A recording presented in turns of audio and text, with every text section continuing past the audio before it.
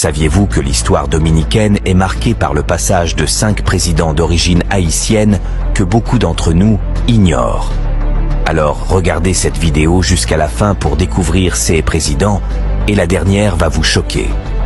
Le premier est Pedro Santana, qui fut le premier président de la République dominicaine. Il est né à Hinch le 29 juin 1801 d'une famille haïtienne d'origine espagnole.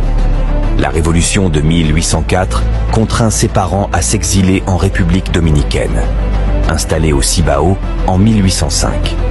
Le second est Ulysse Euro, qui naît à Puerto Plata le 21 octobre 1845 d'un père haïtien, Dassas Des Euro, qui a également fui la révolution haïtienne de 1804. Dassas était le fils d'un esclave noir et d'un planteur blanc. Josepha Lebert, la mère d'Ulysse Euro, était originaire de l'île Saint-Thomas. Le troisième est Gregorio Luperon. Il est né de Pedro Castellanos, un bourgeois blanc, et de Nicolasa Duperon, une femme d'origine française et haïtienne. Le quatrième est Joaquín Balaguer, né d'un père portoricain, Joaquín Balaguer Lespier, et d'une mère dominicaine, Carmen Cecilia Ricardo, le 1er septembre 1907, à Navarrete, non loin de Santiago de los Caballeros. Sa grand-mère maternelle, Rosalia Euro, était la fille du président Ulysse Euro.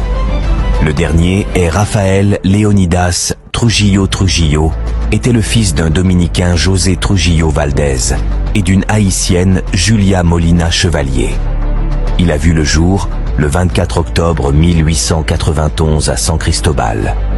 Ils s'exilèrent en République dominicaine suite aux turbulences opposant libéraux et nationaux qui ébranlèrent Tahiti après l'assassinat du président Sylvain Salnave en 1869. Les rumeurs disent à l'époque que Trujillo avait des liens parentés avec le président haïtien Sténio Vincent aux côtés de sa mère. Oui, il avait des origines haïtiennes, même si cela ne l'a pas empêché de massacrer 30 000 Haïtiens en 1930.